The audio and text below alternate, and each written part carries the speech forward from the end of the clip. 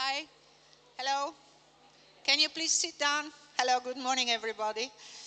And sorry for speaking English for once. Thanks to my friends coming from all over the world, I'd say. Thank you so much. So thank you so much for participating in this international symposium that we are hosting here in these 3 days. We are very happy to have you all, and thanks Christian and Federico, where are you, for organizing it. I'm very proud of it. And as you know, this has been a very important year, a special one for Museo Egizio. We have just celebrated the bicentennial, and we received a very welcome visit of the President of the Italian Republic, and even more, not more important, but equal, I'd say, we hosted a bilateral commission together meeting with the Egyptian Minister of Tourism and Antiquities and the Italian Minister of Culture, Mr. Giuli. So we are very happy that the relationships with Italy and with Italy and Egypt are fostering through culture and through this museum and his activity. As you know, in this very year, we started celebrating the bicentennial, starting in last December with the opening of the Gallery of the Writing, so a totally new room that will be lasting in the normal visit, so to say, just part-time. No, it's not an exhibition. It's another room added to the museum. And then we opened the first part of the Egyptian garden in May. And then again, the room of Deir el Medina was completely refurbished. So with the room of Nefertari in August, that was a bet made by Christian, August the 9th, with people all over the world in vacation, but still we did it.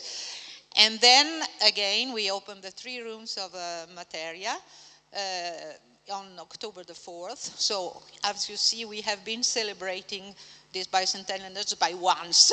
It has been a long way, not to Tipperary, but to where we are now, with the final opening of the Gallery of the Kings, completely refurbished and remade by, of course, the scientific appeal of Christian, and by the architectural, where is my Dutch friend somewhere? Yes, Willeke somewhere, and then but the Leiden professor, he's there. No, I'm saying this because it's OMA, the architectural study from the Netherlands, who made the project. So that's why I wanted to underscore this. And so celebration will keep on going, because as you have seen, we still have works everywhere. You have been in the courtyard, it's still ongoing, and it will take time to end. But then we are confident to be, done, so to say, within next September. So this is something more important that we wanted to say, but then we didn't want to skip by just, walls and stones and buildings, but the most important thing for us was to stress the importance of research, of education, of integration, and through this symposium that we are opening today, this is the main goal for us, to talk, to confront, to see, to listen to all your contribution in order to improve what we try to do on our best. One personal thing I would like to add, but this is because we are all friends of us, but especially to an international community. This was, you don't know that I was telling this, but I do. Indeed, I would like to, and I'll say it in Italian as well, I would like to thank very much all the international community for the support and the friendship that were given to Christian and myself during the last 2 years. We have been through some troubles, you know that, but the support, and Corinna, once again, you were the leader of the battle company. Thank you so much for helping us so much. Your support and your strength as well made us strong as well. So thank you very much for all. As you know, I've been appointed for another 4 years. I'm pretty sure, not pretty, totally sure that Christian will keep on with us as well. So thank you all for what you did for us. We really, really appreciate it. Thank you. Lo dico anche in italiano. Grazie Corinna, grazie a tutti voi che ci avete appoggiati e sostenuti con la vostra stima e il vostro affetto in questi 2 anni che non sono stati facilissimi. Abbiamo avuto qualche problemino, per fortuna sembrano risolti, però veramente un grande grazie a tutti. And now, enjoy the symposium and have 3 wonderful days of working. Thank you.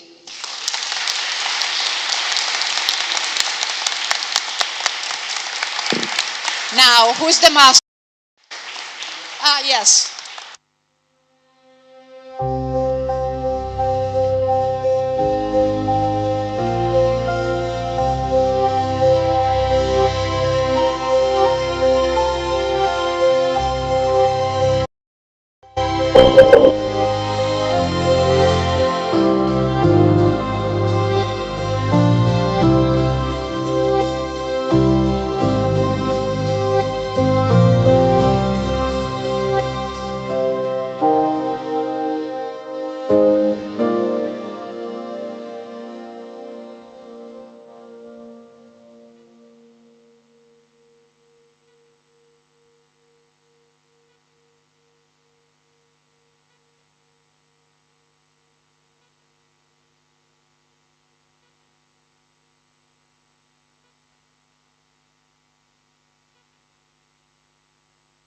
Welcome.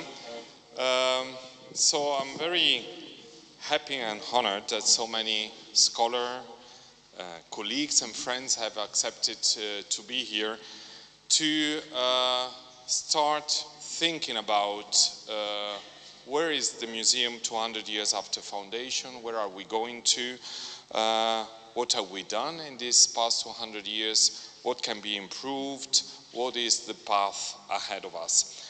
We decided to have a 3-day symposium, 12 panels in which different aspects of the museum will be dealt with. Archive, archaeology, digitization, community engagement, what is the role of contemporary art in addressing some issues, what is research and education with a museum, what is the relationship of a museum with a university, and what should we improve, and what have we done, but what should be improved, and how can we imagine the museum of the future. I would like to thank you for being here, because this is something that we could not possibly do alone, and we need the help of all of you. We will be recording all our thoughts of the coming days, and we will transcribe what has been coming up, so that all of you can have a text to start to work with, because we would like to publish this to be a point of reflecting. As you know, and as our president said, we are in the midst of working and buildings, but the buildings is nothing without a cultural program ahead of us. So you to start discussing how to go ahead of us. We will have the Director General of Museums who will join us later in the morning, and he will be here again on Wednesday. We have decided to have different panels where we have on one hand Egyptologists, on the other hand, and I thank Maria Luisa Catoni, we have colleagues coming from the field of archaeology, for the field of museums, because of course we are an Egyptological museum, but we are also an archaeological museum dealing with material culture in a country where there is a certain tradition, and it's nice to be able to have dialogue with people coming from different parts, because of course we do know that context is important, and also within the European context, and not only the way that a certain tradition is being studied and dealt with has of course consequences for the museum. So I would like to start asking the advisory board to join me on the platform. Vincent Rondot from the Louvre, Professor Friederike Seyfried from the Neues Museum in Berlin, Diana Patch from the Metropolitan Museum of Art, Willeke Wendrich from UCLA and Politecnico, Neal Spencer from the Fritz William Museum, and Professor Tarek Tawfik from Cairo University, and also he's the head of our Association of Egyptology. Please join me.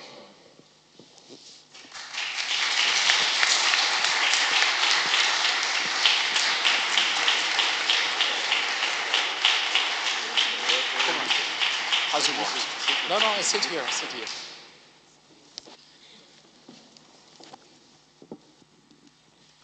So I also have to convey you the greetings of Professor Betro, who unfortunately cannot be present today, but she sends her warm greetings to all of us. We have quite a bit of time, because we have till 11:30, so we had put 1 hour for greetings, but the greetings were short, which is kind of good, because we now have time to go into medias res. I think it will be a conversation among us with more or less 3 main questions that I will ask you, and then of course we would like to enhance dialogue with the public. Let's start saying, how do we look at Egypt, and especially how do we look at Egypt from this place. Of course, I start saying that all of us have bias. I'm the first one saying that. I look at Egypt, dear Tarek, from Turin, and that's inevitably, like each one of us look at Egypt from the place we work, look at Egypt from the books that we have read, and so we are not completely objective. We will never be able to be like that. But we form an international society where Egypt is at the center of our research and our interest. The fascination for the land of the Nile, which sometimes bordered as an obsession, has also been the origin of fantastic and mysterious reconstruction. And all who work in museum know how we have to deal with that. This led to the need to make a distinction between what is defined as Egyptology, which is based on logos, on rationality, and on the study and examination of ancient sources, and what is instead defined as Egyptomania, encompassing the irrational products of the enduring fascination of this ancient culture over the century. The fundamental studies of Jan and Aleida Asma introduce another important category, namely that of mnemohistory. Unlike history, this branch of knowledge is interested in how the past is remembered, in other words, how it is received and transmitted to subsequent generations. Sigrid Morens described the process of our fascination of Egypt in 3 phases. He said, at first, lasting until late antiquity, when the Egyptian culture was still alive and productive. A second, overlapping with the previous one, centered on the birth and a reinterpretation of the cult of Isis in Roman time. Finally, a third, heuristic phase, stimulated by the theories of Winkelmann and Heder, and aimed at understanding the peculiarities of ancient Egypt.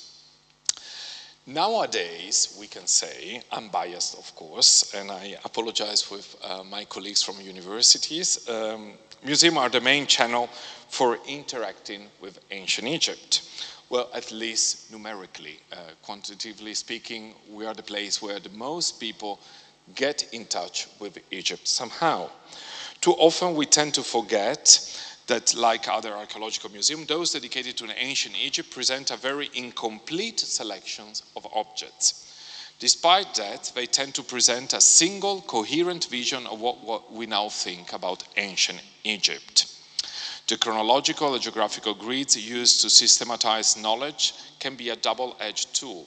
On the other hand, the study of the history of museums themselves and of the history of the provenance of their collection, together with a thorough analysis of the experience and response of visitors to the interaction with the objects, represent new and promising branches of research able to generate important contribution to modern Egyptology. Before I ask you a question, I would like to read how Jean-François Champollion, I discussed it with Vincent a couple of times, and it's quite interesting that Professor Rocati wrote that the Rosetta Stone from Jean-François Champollion was the museum in Turin. But I would like you to read a part of a letter that he wrote to the King of Sardinia in 1824, when on the 9th of June 1824 he arrived here. It was the first time that the father of our discipline was seeing this incredibly object. And concerning what I just very briefly said about what the museum, how the museum represents ancient Egypt, how can we have a discourse, what kind of display we can have, how Egyptology, we should not forget, is also a part of archaeology, so how we should also convey to the public that what we are showing is only a part, very selected part, coming from a certain context, and cannot give back ancient Egypt, if ever we would be able to describe ancient Egypt. But Champollion gave us 200 years ago his point of view of how Turin and why Turin should be important. He's right. It should be noted that the Royal Egyptian Museum was, like many museums in Europe, a kind of store where objects are piled up without order and placed without relation to each other.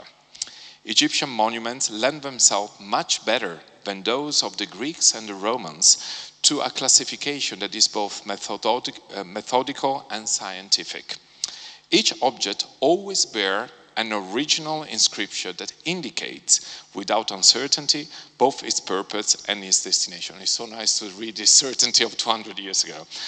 Nothing could be easier and more appropriate at the same time than to strictly follow this indication and arrange the pieces according to whether they belong to the class of historical monuments, religious monuments, or funerary monuments.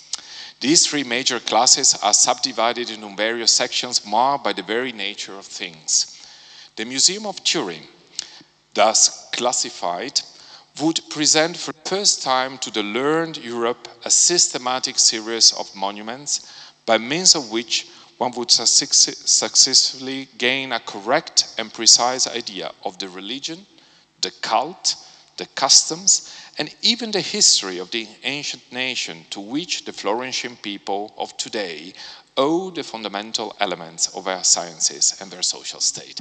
It is wonderful, and it is wonderful also to realize also how naive it can sound 200 years later, but it's something that we have to understand, because how naive will we sound in 200 years from now? But let's start from here. The only way that we can approach the past, as Moses Finley has written in a very nice book, Use and Abuse of History, is through the present. There is no other way that we can look at the past through the present. But let's now concentrate of 200 years also of history of our discipline, 200 years, because actually it's so nice that we are celebrating the bicentennial, which is only 2 years after the wonderful exhibition that Vincent and also Neal started with to celebrate the bicentennial of the decipherment of hieroglyphs. Turin is also at the heart of the birth of our discipline. What kind of job has it done, seen from your perspective? Have we succeeded in doing what Jean-François Champollion saying, that it was so easy because we have text, and text tell us what we have to deal with? And what kind of Egypt are we presented? And how are we methodologically dealing with that, also in comparisons? And we have at least 3 universal museums represented here in comparisons also to what other disciplines are doing. Who wants to start? And then for Tarek, I will also, and it's very important for me also to see how do we look from an Egyptian perspective, look at Turin. I more or less know because you have written in the book, but how are we dealing with this ancient Egyptian past and the way it is exhibited? Willeke. Thank you so much for this introduction. And first of all, I want to say that Seyfried Morens forgot one very important phase, namely the Arabic fascination with ancient Egypt. He doesn't mention that. And it's part of this very Western-focused, Western-centered way of looking at ancient Egypt. What you said reminded me very much of the latest book by Richard Bussmann, who talks about the Victorian worldview and how Egyptology was very much determined by that Victorian worldview, and particularly the idea of how to deal with death. So this whole idea that Egypt is completely fascinated with death, is obsessed with death and with preparation for death, is a very particular interpretation from, again, a very particular Western way of looking at the world. And I think if we start there, and if we start looking at the historical context of how Egyptology was interpreted, how museums started, how the collections were presented, I think that is a very fruitful way to looking not only at how it started 200 years ago in this case, but also what this means for what we're presenting now and how we may have to change it in the future. Not saying that that change would be based completely on that critique, but that change should really focus at what are our blind spots, what are the things that we think are important now, which doesn't mean we have to do away with those, but there is no eternal Egyptological museum because it will change through time due to what our own background is. So, and that's also the wonderful things of that, though the collection, more or less, of course, is immutable and it doesn't really change. We can say that this museum is partly conclusus. The way of addition of collection, those days are finished for many different reasons, but still we keep changing this place, we keep looking, we keep asking new questions to the material culture. That's what is wonderful also the museum world, because we don't put a full stop, but we keep engaging with this collection in a different way. I would like to ask you something also following to what you said. Concerning, there is a word that I have not pronounced in clear words. It is a word that we all have to deal with nowadays, with decolonized, Eurocentric view, the relations between Europe and Egypt. But there is something that I think sometimes we forget pretty much in the way we address this topic.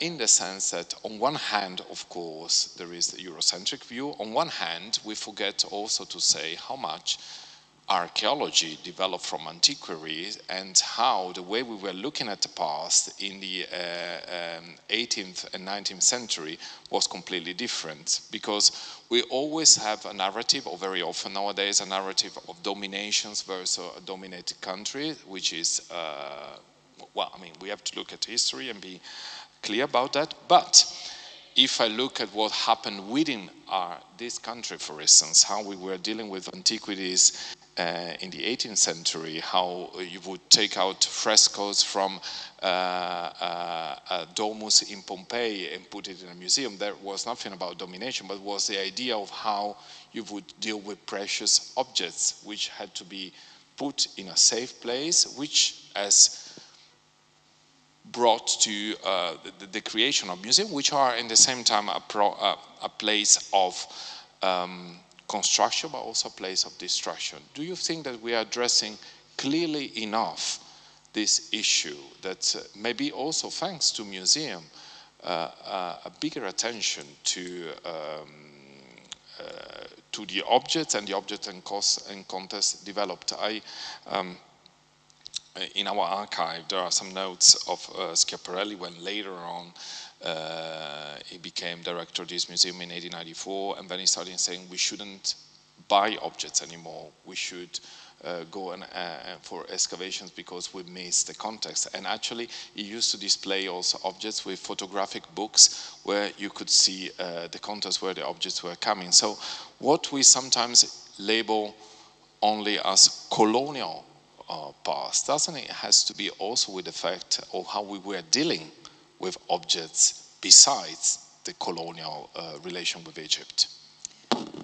I completely agree with that, because it's very easy to just critique from our point of view of people who lived in a very different context with very different discussions. Italy, of course, has a very special position, because apart from being a country that got antiquities from Egypt, it's also a country that has its own antiquities that also were taken out. And so it really looks at both sides of the problem. And in a way, therefore, it might be easier to look at it from both ways here than anywhere else in the world. I think it's facile to just critique museums or Egyptology purely as a colonialist endeavor. My students tend to do that. And I think then you're really missing an important point.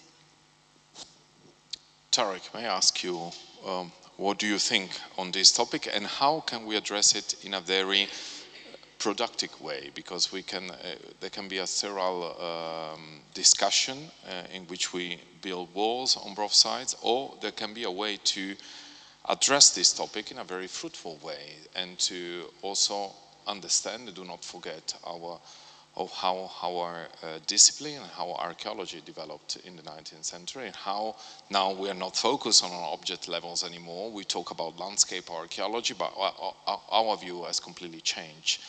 And do we reflect that in our museums? Question marks. Very painful questions. These are a little bit rhetoric questions, but do we address really the change of perspective that the discipline has had?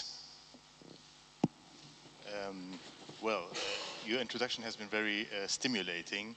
The point is that, as Willeke said, it is very difficult to be always living in the past. And it's very important for museums especially to be addressing the future. And this is what we like with your work here right now, that although there might be some discussion, people like things or they don't like things, but this discussion makes a museum alive. And this is the important thing. We need nowadays for a discipline like Egyptology to live on, for it to be a vivid discipline, a discipline that people engage with. Of course, when there is engagement, then there are discussions, sometimes uncomfortable discussions, but this, at the end, provides the possibility to understand this ancient culture much better. And the point is, even though we might criticize ancient times or the last 200 years, but at any rate, ancient Egyptian artifacts were preserved. And this is what gives us the chance today to be able to work with them. So, in a sense, keeping these pieces in museums has kept for us this material in order for us to be able to work with, and in order for us today to be able to present it in a different way. What's fantastic about it is Champollion, and I tend to think about this often, the early Egyptologists were really lucky because they could talk very easily and with a lot of certainty about things that we can't nowadays, because we think that we know better. But as can be seen with the gallery here, the new gallery of the royal statues, that just changing the illumination has shown so much new details that were in the dark.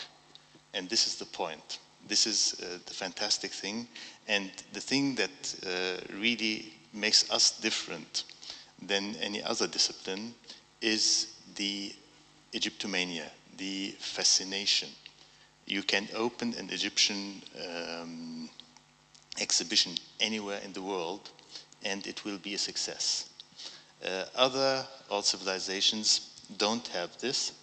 This gives us a plus point that you know that there will be revenue, but on the other side, it is becoming more and more challenging because people have already a kind of knowledge and they expect what's new.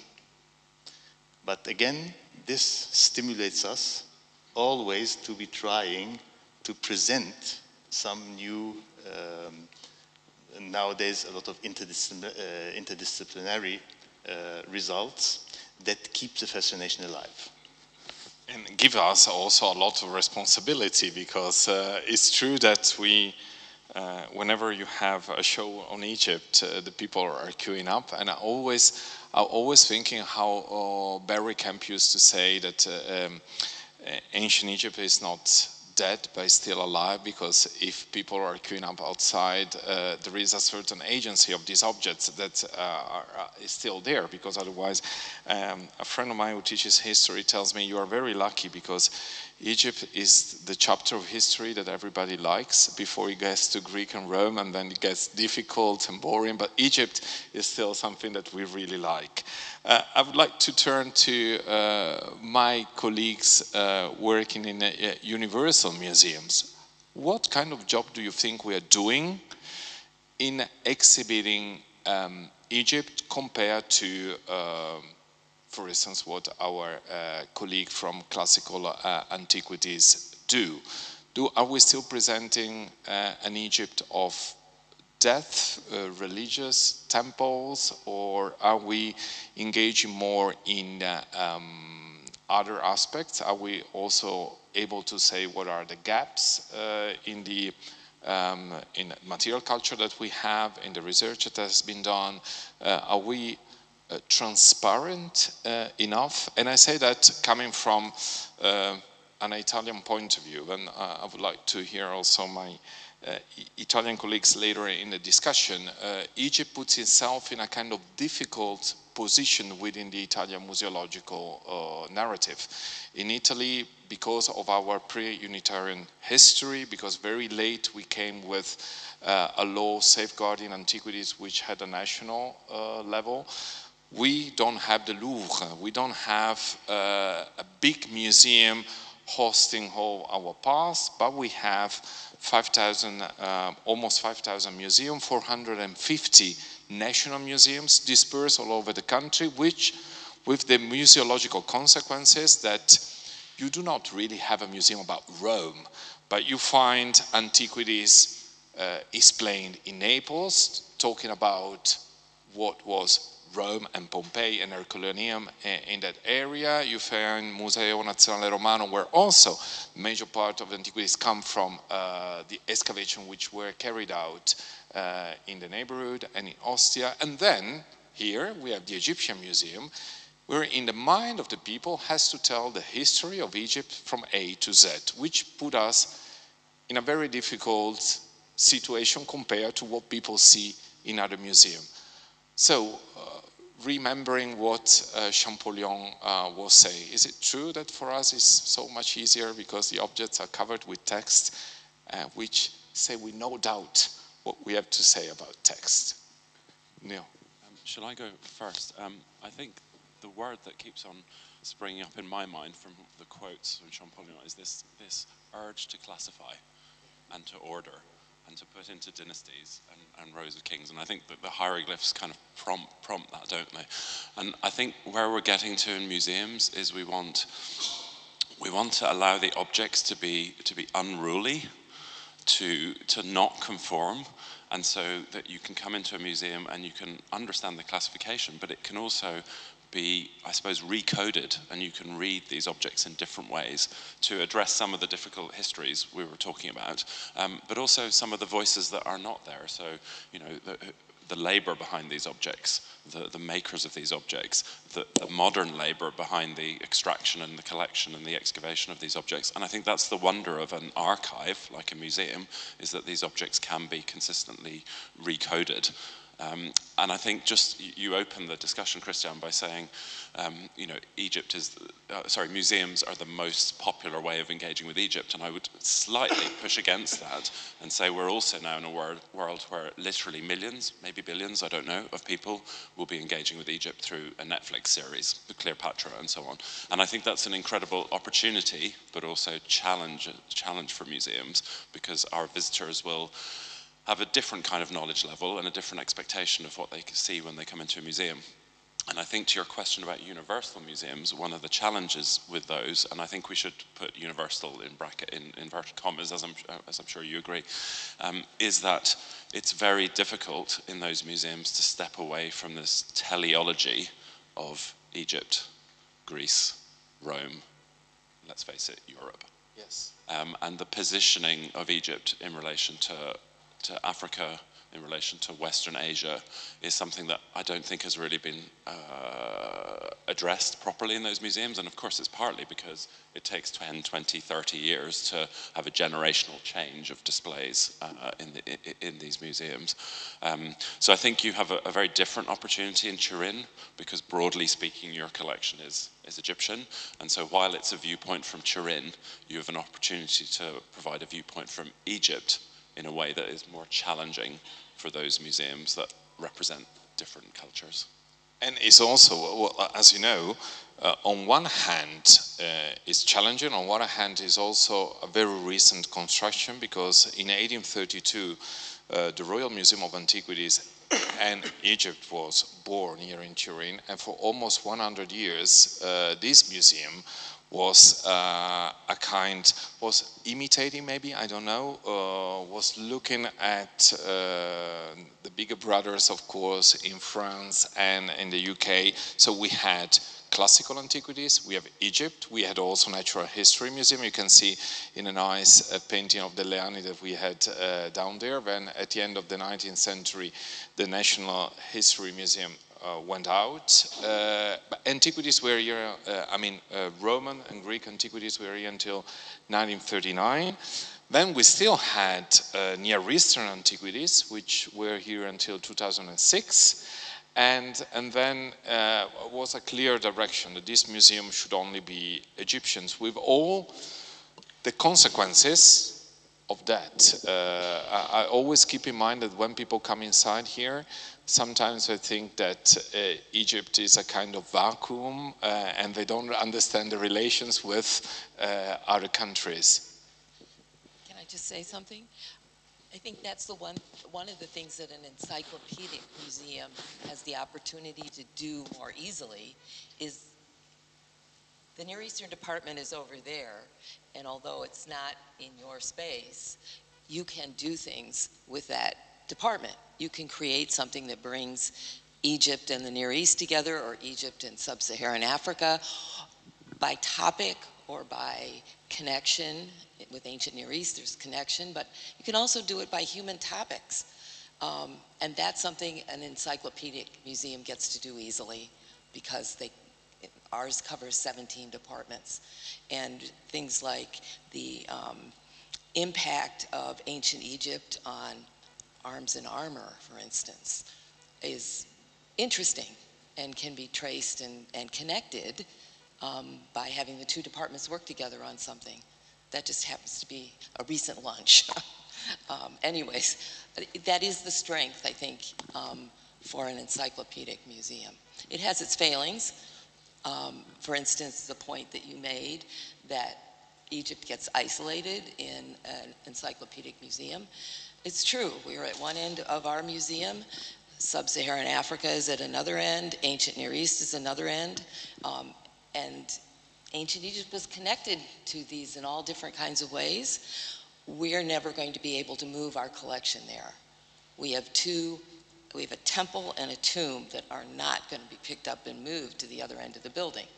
But that doesn't mean that we can't figure out ways through temporary exhibitions, through the loaning of objects from one department to another, to address those connections. And that's something we are able to do. And concerning the fact, I go back, I look at Vincent once more to Champollion. Well, your French presence, of course, connect me immediately to that. Do you think 200 years later, looking also at what you're doing at the Louvre, what we're trying to do here, what all colleagues are trying to do worldwide, that the richness, recognized by the ancients already, by Plato, the fact that Egypt is so covered in writing, I always have to think of Plato when in a dialogue in the Taito says, well, you Greek remains always children because you don't write it down. You haven't written down everything that has happened in Egypt and in the world in those temples, which, by the way, is not true. It would be nice if we had historical records of what had happened. Do you think that the strength if there is a strength of the material culture which preserve is that we have a lot of information given in writing. But then is the challenge as well. How do we convey the message? Do you think that we have succeeded to also show that our discipline was born in 1822 because we managed to decipher the hieroglyphs, that the material culture, written material culture is overwhelming? Do we manage to deliver the message? You devoted a very nice exhibition about decipherment and the role of writing. Yeah, the question is big. And the statue of Champollion is big too, anyway. And thank you for quoting this very enlightening passage of one of his letters. Going back to him, I was struck when we had to prepare the 2022 celebration and exhibitions, discussions with the British Museum and many other museums for loans, for everything. I had to think about a simple question. The life of Champollion has been described as a fight. He was fighting against everyone, every politics.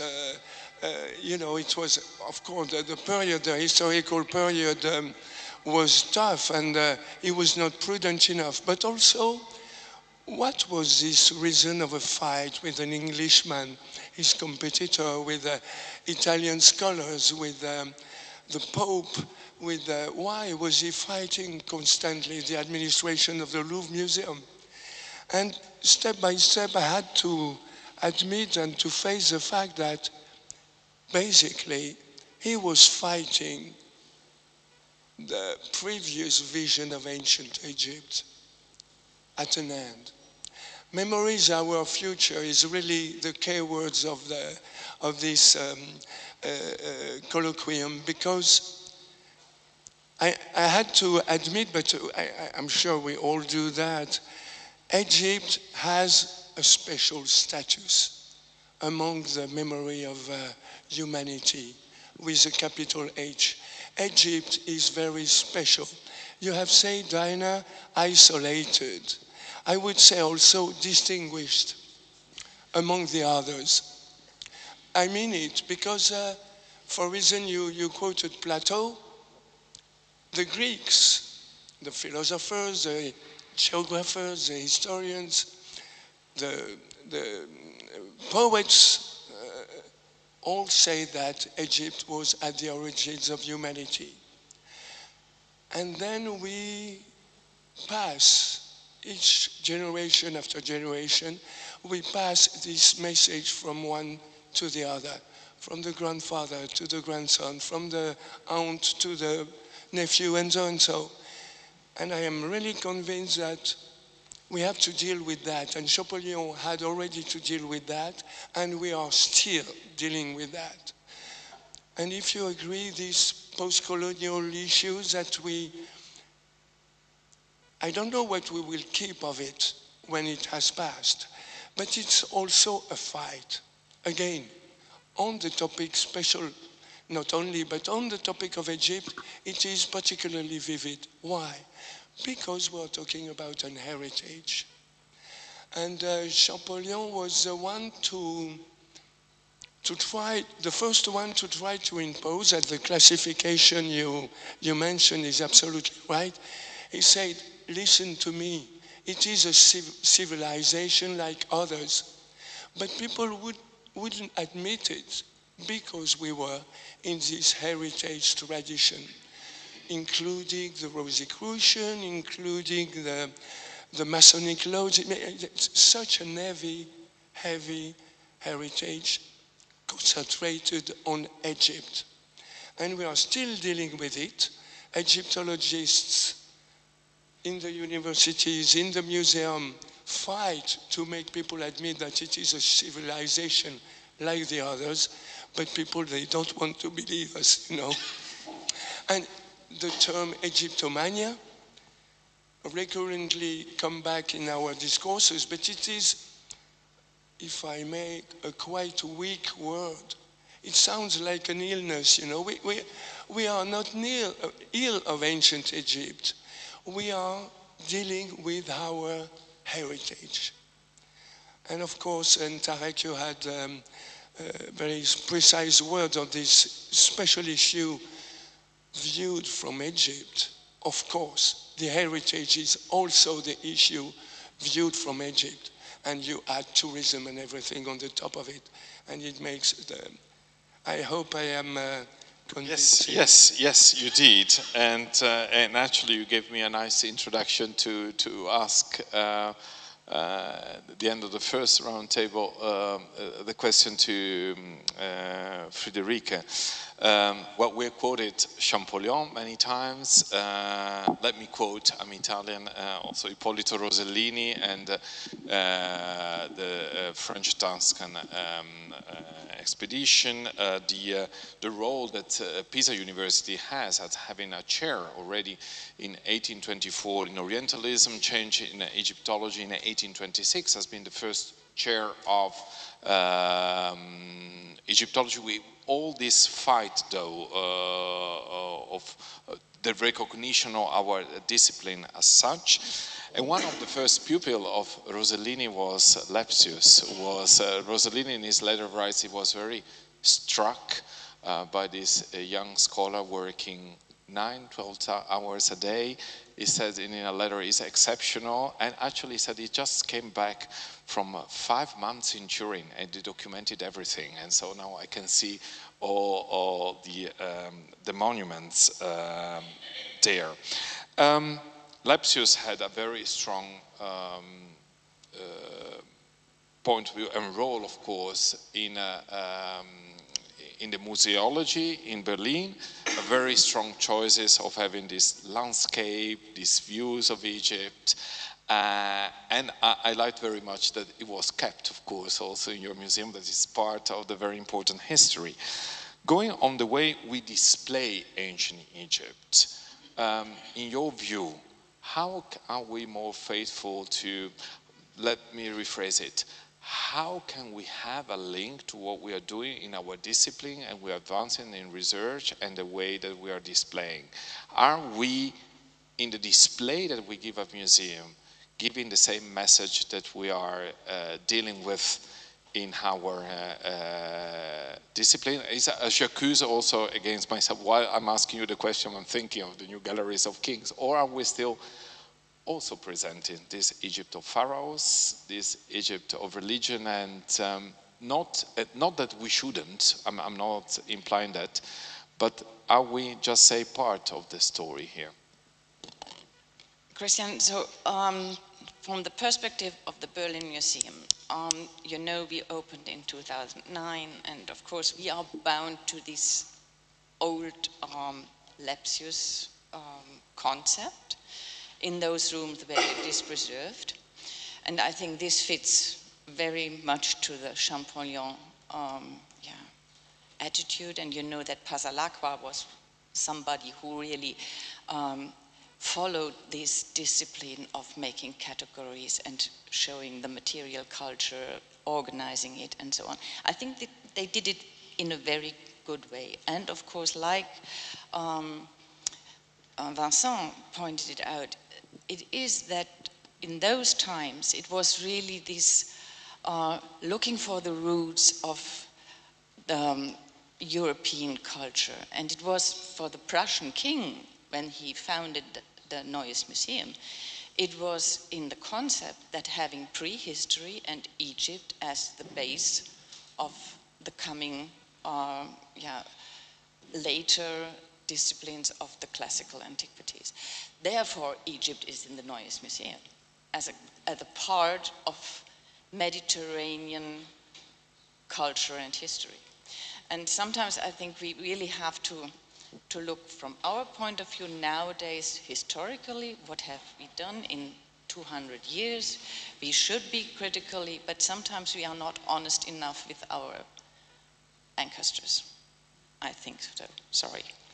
And looking at your museum, and I have to be in a little, or let's say in looking at the Turin Museum, I'm really jealous because you had the opportunity, and you did it the last years. You acted so flexible to many, many aspects. You had so fantastic efforts to show different perspectives to the culture, the material culture, to research things, which you can do here in a flexibility which I can't. I'm really trapped. I'm trapped in the way how the Neues Museum is at the very moment on display. And if you have not enough space for temporary exhibitions where you can really react on things, then I have a lot of things which I wanted to address to the public, but I can't. And I admire what you've done here, and I think you match very, very much to the expectation of the visitors. And even you show them things which they are not expecting. So my congratulations to that, what you did the last years. Of course, we try to do our best, but I'm not as flexible as you. Well, thank you so much. Neal. Yeah, just on the question of display and thinking about the Lepsius paintings that provided or sought to provide a context. And I think Turin is really interesting in that regard because you have the kind of, I suppose, the Champollion era, and then you have the Schiaparelli era, where you have these incredible assemblages come together and the opportunity to take a place-based approach to displaying Egypt, and thinking of Khan Merit arriving here, and I think being displayed very quickly in one room together. But I think one of the things, and I reflect on some of the projects I've been involved in, as an archaeologist, I'm always interested in that sense of place. But have we, particularly as Egyptologists working in museums, have we been guilty of what has been described by Miriam Brucius as unpeopled heritage time being put to the foreground? So I can think of examples where I worked with curators and said, let's get some landscape shots. Let's show what the desert looks like, what the Nile Valley looks like. And I realize now there were never any people in those images. And so how can we address that in our museums? And I think, having a look around this morning, you're working with contemporary artists from Egypt, and it doesn't have to be the same approach in every gallery. And of course, that's what's amazing in the Museo Egizio is you have, I don't know how many galleries, but many, so you can take different design approaches. But how do we ensure the people are in the story? And of course, we're not suggesting the people today in Egypt are the people of ancient Egypt, but of course there are connections and there are continuities. And to what Willeke said, we need to recognize Arabic scholarship, what happened between, you talked about these periods between late antiquity and 1822, and actually question that idea of the birth of Egyptology from the very beginning. Yes, I like very much what you say, that there are no people, because it's also something that we tend to do with museum shots, which really puzzles me all the time. Well, look at the new shot that we have about the gallery of material culture behind you. No people. When we publish photos of the museum, we don't want people, even though the only question that the Ministry of Culture asks me every year, the only one, is how many visitors did you have? And it's the only thing that if we are honest that we count, because it is important for our revenue. But then when we want to show the museum, people disappear, as it were, as if these antiquities live in a kind of vacuum, which is very interesting and something we should more think about also. Peter Samis wrote a very nice book, From Object-Centered Museum to Visitor-Centered Museums, and sometimes we, from a scholarly point of view, find uncomfortable to think this way, but I think we should dare more, because we live with people, for people. Our own way of existence is to have a social role within the community, and somehow we don't celebrate enough the fact that we have to deal with people. I would like to, yes. Just on that topic, on what Neal just said and you, another question I had to answer was to the journalists mainly, why is it Egypt so fascinating people? They were wondering, it was one of the questions asked. And it is said in the Louvre that after the Gioconda, the Egyptian department is the most visited area in the museum. Okay, So why? Why is it? Because, again, people, they don't come to visit the Egyptian department. They have an appointment with ancient Egypt. It is an appointment. They come to visit a special place in the museum, you see what I mean? Like they have an appointment with the Gioconda, of course, they have an appointment with ancient Egypt. This is what... Yes, and I like very much, there is a definition of museum given by Orhan Pamuk, Nobel Prize for Literature. He said the museum is a place where time is transformed in space, and I liked very much, which is pretty much true. I mean, we try through space to give a sense of that chronology, and this sense of time, of ancient time, of such ancient period, I think is part of the very deep fascination that people have. Whenever I tour a group of non-Egyptologists in the museum, they keep asking when they are in front of a coffin, they are in front of a painting with still vivid color, what is the date? And then you say the date, there is a kind of people fall silent, because I think Egypt gives you also the hope somehow, because the objects are still here, that the limits of our lifetime can be surpassed, that there is a material culture still telling us of people who lived so long ago, and we can still see the object. And this is, I think, is also part of the fascination, how ancient they are. And we are still part of the fascination that the ancient Greek had. If you think on the 10th book of the Politeia, Plato already was fascinated of the fact that ancient Egypt was so ancient to him, and he said 10,000 years before me. Of course, he was not right, but the fact that Egypt was so far before them. Let me shift a little bit from the past to more present, and I want to quote our professor Tarek Tawfik in an article that he very kindly wrote for the book on the bicentennial. Of course, you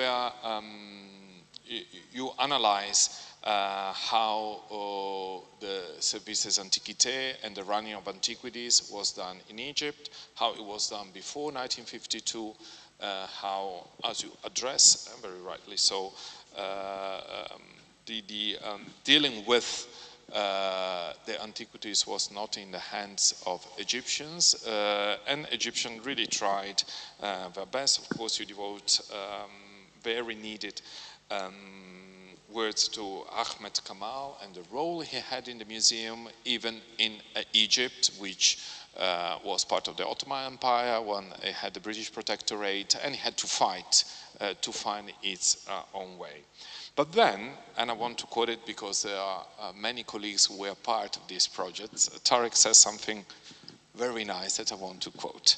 A recent good example for international cooperation is the Egyptian-European project of the Egyptian Museum in Cairo, 2018-2022. And there are here 3 colleagues who, with me and Tarek, were part of that endeavor. Funded by the European Union, it aims to transform the museum using modern know-how and technology, while maintaining its classical charm, as well as preparing a master plan for the future maintenance and management of the museum. A steering committee of distinguished Egyptian Egyptologists and museologists was appointed by the Ministry of Tourism and Antiquities, including the director of the Egyptian Museum in Cairo, and then the work in close cooperation of, well, I don't quote all the European institutions, to provide the best international expertise for the new appearance of the Egyptian Museum in Cairo. The fascination with ancient Egypt continues and provides lots of opportunity to join in future international projects to explore and display the richness and splendor of Egypt's heritage. So, starting from your words, what kind of international Egyptology can we build together? Saying, I'm taking inspiration also what Vincent said. We don't know what of this decolonized movement will remain in 200 years from now, but how can we deal with the present in joint forces, instead of opposing each other, finding ways where we can really create an international cooperation of Egyptology. And let me give you another source of inspirations, which is part of the second part of the questions. which means do we have to really put our collections together. I have a dream, and my dream would be to create the Impossible Egyptian Museum, to share information, to put collections online, not for the sake of putting them online, but to create really corpora that are important with each other. With Friederike, when there was the pandemic, unfortunately, they stopped us. We were working on the Soter collection in putting together, you know, Tomb of Jehuti Mesenazet, the reuse in the time of Soter, with the little Petamenofi here, the parents in Paris, the grandparents in British Museum, aunts and uncles in Berlin, the aunt in Leiden. How can we deal with this? I mean, we have to come into terms that because of the way antiquary was working to 100 years ago, and not only with Egypt, because with classical antiquities exactly the same, with paintings exactly the same. We have our museum that we have to deal with, but how can we foster nowadays, really address the problem to have a more shared knowledge and to cooperate more with each other? Well, after the Napoleonic exhibition to Egypt, what happens is that there is this race to get Egyptian pieces to Europe. And a kind of looting beside the scientific excavations takes place, and this huge amount of material reaches the Western world, which means that you have now hundreds of thousands, over a million Egyptian pieces outside of Egypt. So there is a vast amount of Egyptian material outside of Egypt.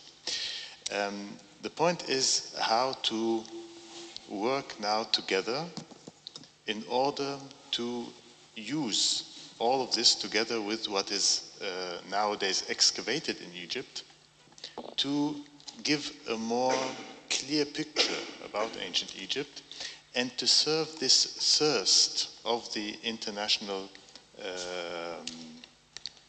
Egypt lovers about ever new informations about ancient Egypt. They want to see again and again a new piece in the puzzle about this ancient civilization.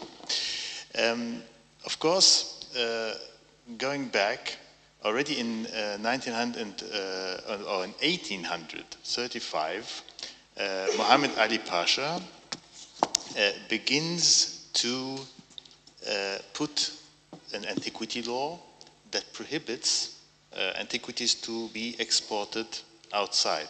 This doesn't work well yet. A lot of collections are given as presents, for instance, to Vienna and so on. This happens in 1855. And it is not until 1977 that the Egyptian law prohibits totally that Egyptian pieces leave Egypt, which was important because it made things clear. So now the situation is clear. Officially, no Egyptian pieces can leave Egypt. But due to the history of our science, the 200 years of Egyptology, it is an international science. And Egypt, within these last 200 years, had to build up its own Egyptology. And in comparison to the European and Western Egyptologies, Egyptian Egyptology is quite young. It started in the 70s as a faculty, so it's really young. Which means that nowadays the Egyptian colleagues are more and more engaging with their international colleagues, and accordingly, nowadays, because it's not allowed anymore for Egyptian pieces to leave Egypt, it's the Ministry of Tourism and Antiquities that has to play the role of the organizer of what happens. But then we are very welcoming to our foreign colleagues to come with their expertise, with their fascination, to engage with Egypt in showing the Egyptian heritage. Of course, showing the Egyptian heritage not only in Egypt, but also in Europe. And your Impossible Museum, nowadays with all of the new facilities, with artificial intelligence, with augmented reality, with all of these means, it becomes more and more possible. And if this is done in a way that shows the cooperation and the willingness of cooperation, then this is a fantastic way of ancient Egypt being a cultural bridge. So rather than all the time talking about decolonization, and this is something that will still continue for a while, but I think we should start thinking about post-decolonization, which means we are trapped in this for some time now, but at some point we have to surpass it, because what are we saying? Future. So the memory is our future. And if we use it as a way to divide us, this is our choice. If we use it as a means to bring us together and to see this as an opportunity, then this is our choice. And I think a project like the project that we did, the EU project for the Egyptian Museum, was a right step in the right direction. Yes, first ladies and then I come. So, Diana. I just want to respond because I was delighted to hear this direction, because we've been trying in a small way to start that. Janice Cameron in our department has a co-director of the project she's doing, which is Tomb 60 from Thebes, to study the entire group, which was split during Partage between our museum and the Cairo Museum. And so she's brought together an international team that's co-headed by Yasmin El-Shazali, if I got her name correctly. So they're working together, and they brought in people from specializing in basketry and leather and all the coffins. So they are actually going to pull this tomb together and publish it as a unit, as a joint team. And we're also in discussion with people in Luxor about helping identify the partage that was left behind that has been separated and not so easily identifiable. And also we consistently try to welcome our Egyptian colleagues to programs in the United States so they can come and study pieces that they're interested in, that they can connect with material back in Cairo. So it's small scale, but it's a step in that direction. It's small scale, but very important. Just because you're talking also about the exchange of colleagues, I wonder whether we as museum could somehow develop a kind of longue durée exchange between colleagues. University, you have Erasmus programs, you have Leonardo programs within Europe where even the professors can go and stay for a certain period in other institutions. And museums should need that as well, I believe. Friederike.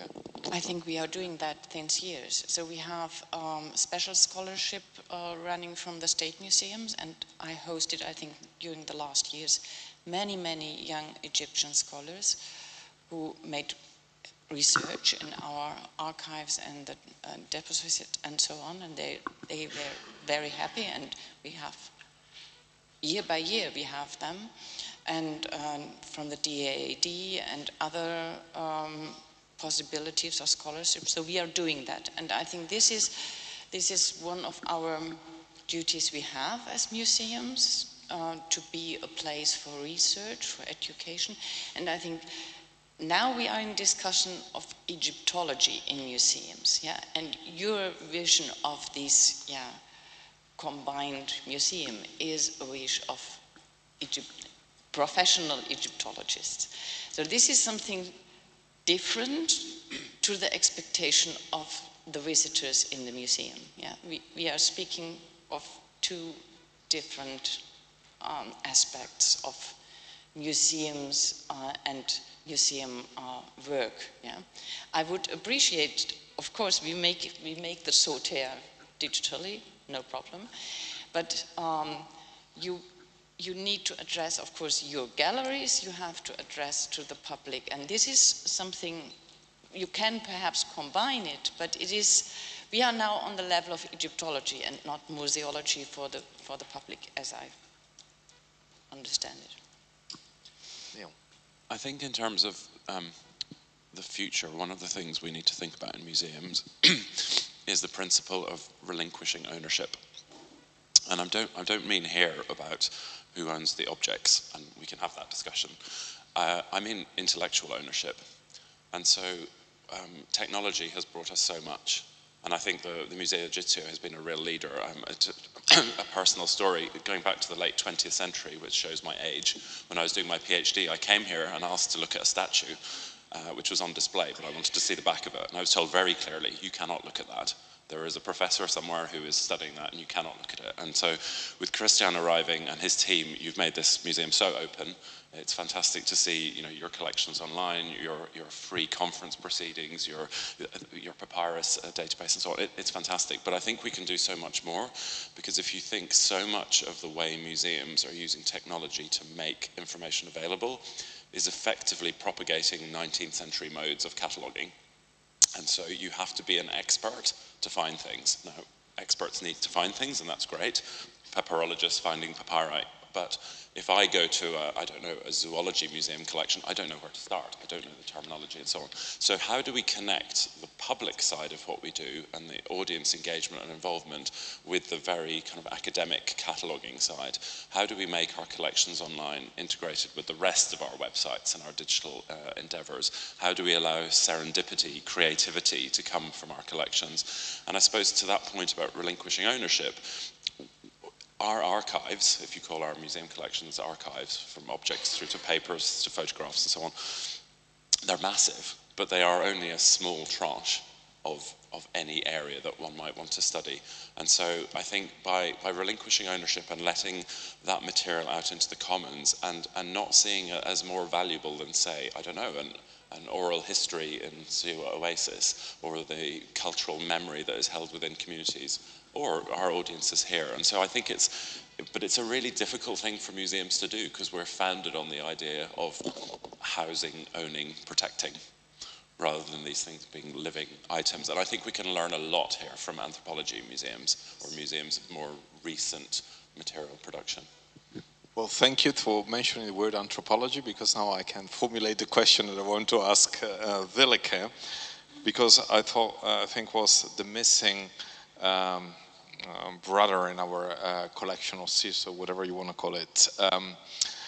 When you go to visit the wonderful archaeological collection in Mexico City, you don't go to the archaeological museum, but you go to the Museum of Anthropology.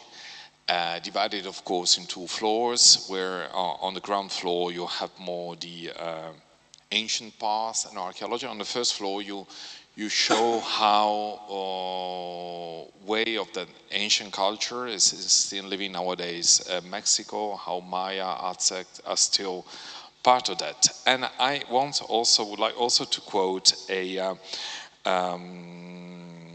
from the catalog of the 200 years of decipherment for the British Museum. There is a very nice article of Faiza Haiko, where she says actually how we are missing still the spot that we do not have this anthropological approach, even from a linguistic point of view, and how not having really considered ancient Egyptian as a Semitic language, with possible links, of course, with a very important modern Semitic language, which is Arabic, where it could have showed us way to interpret ancient Egyptian in a way, and she gives also a few examples of how we should approach it. So, Willeke, Of course, with these two levels, very rightly so, Friederike has pointed out. I mean, we are discussing now from a professional point of view, from Egyptology, how we should address ancient Egypt in order to get to understand it better. But then the thing is also, how can we share this with the public at large? Are we doing enough in integrating anthropology in the discourse of ancient Egypt? Of how much more should we do on that? A lot more. I knew you were saying that. Well, first of all, the point of the Egyptological level and the visitors level. What you've been doing in the latest exhibits is explain what the fascination is of the Egyptologists and bringing people along in the study of materials, showing them all the ceramics that have a long story of dating, but also of understanding cultural change. And if you look at what people look at when they are in that space, they sort of glance at the richness of ceramics, but they're fascinated by the video of the pottery maker. When the big exhibit of Tutankhamun, with a lot of things of Yuya and Tuya also, came to Los Angeles, there was one area that was called Daily Life, and it showed things from the tomb of Yuya and Tuya that were pots and things like that, but it didn't talk at all about the people who made these objects. And if we think of the makers, the people who were at the base of the whole material culture of Egypt, then we have an incredibly rich view of the population that we otherwise can't get at. The people who don't occur in the texts, who occur in some of the tomb paintings, but of course in a funeral context. And by studying these objects, and I'm doing so here with the baskets, as the products of the hands of people, and linking that aspect to people who still are makers in Egypt or elsewhere in the world, then we get at yet another completely different layer of this culture, and also a layer that can connect to people who do vocational training, for instance. So show people a very different level of Egyptian society through time that is of a richness that we haven't tapped at all so far. And you see the fascination of people when they see how these things were made, because that link has been lost in our society.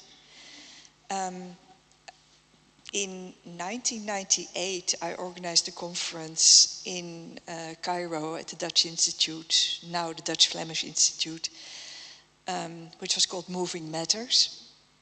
And Faiza was there, and she at that point already made this strong claim and strong push that there is a huge continuity in Egypt. Now, I've always been extremely careful with that, because there is a continuity, there's also a huge amount of change.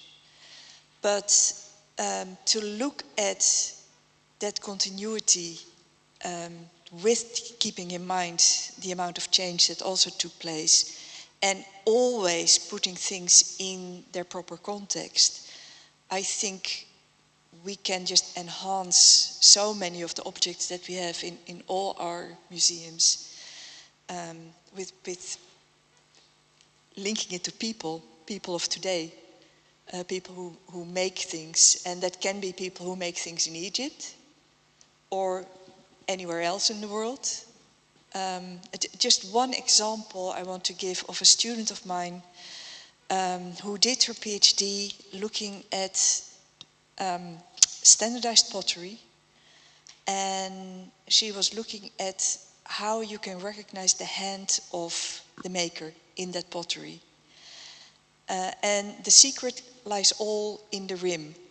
So you have a standardized cooking pot, but she went to Egyptian potters, and if she picked up a piece of pottery, as long as it had a rim piece, the potter could say, oh no, I didn't make that, my brother made it. So they could recognize something in the rim of that pot, a micro variation, and that would tell her or the potter the hand of the brother. She did the same in India. She is from Indian descent. Same story. And it came to the point that with measurements, she could recognize this, and she could go to someone's house and say, can you bring out your pots? And she would give these measurements, and she could say, okay, this is from this workshop, this is from this workshop, this is from this potter. People thought she was a bit of a magician, but it was all based on observation and conversations with the potters. And these conversations need to happen and bring a lot of those objects from a high level of abstractness to something that is very human, and that is just part of a very human ancient life. So bringing the ancient lives in together with the modern lives, I think, is a point that can really strengthen and highlight different aspects of the museum. Yes, Neal. So this is something we've been thinking a lot about recently in Cambridge. We're planning an exhibition next year on the makers of ancient Egypt and thinking about the visual and material strategies. We'll also have a little part on that. Deployed by the individuals. And I think to Willike's point, these are the people that sustained what we think of as Egypt. You know, and also I suppose the idea that there's experimentation, risk, and pushing at the boundaries of what is possible. So as our colleagues have been working with furniture makers in Egypt to understand how wood is formed and so on, but also thinking, through the work of Paul Nicholson and others, what was happening at Amarna and how they were pushing at the technological limits to make things like glass and so on. And so to get that across to visitors, as well as making the link to a more modern Egypt, I think it's also a possibility to make a link to other fields and other forms of museology. So if I think of our museum, we have a historical hierarchy between displaying, if I'm honest, European fine art upstairs, lit. And downstairs is material culture. It's our galleries of the Islamic world, China and Egypt, inevitably. And how do we break down those barriers? And I think by looking at it through the lens of makers, there's an opportunity for those who are more used to looking at Titians and Donatellos and thinking about materials and workshops and the genius of an individual. It's a way of looking at Egypt through a different lens and realizing you can ask those same questions. And of course, Egypt is exceptional, but everywhere is exceptional. And thinking of how the questions that are being asked of other periods, other places in the world, can allow even more people to get closer to ancient Egypt. And I think that's something we should be thinking about. I cannot not add something on your comment, Neal, and your comment, Willeke. Again, to my understanding, this ancient Egypt of the makers, the one that interests us so much on the side of technology and abilities to technological inventions, realization, and so, is part of the heritage.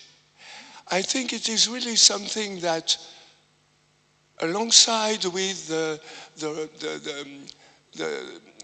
how do you say, the consideration on death, the consideration of gods, the figure of Pharaoh, the abilities of the ancient Egyptian for inventing everything.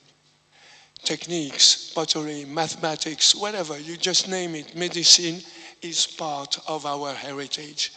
And if I may, I would suggest that the project that you are advocating and the exhibition you are preparing, Neal, are both part of this common heritage.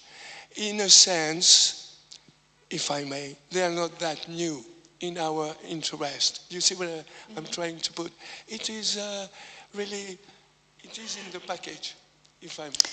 It is, but it hasn't been highlighted. And you're coming from a French background where you have Le Roi Gourand, etc. He's listening. So I think there's a particular strong movement in French archaeology and even Egyptology to bring that along, but it's not common and it's not really shown in museums, and certainly not with the link to the present day makers. I have a lot more to say, but go ahead. I just wanted to add one short additional comment. How often do we see the word design mentioned when we think about ancient Egypt in museums? The imagination and the projection of what will be when you form something with your hand.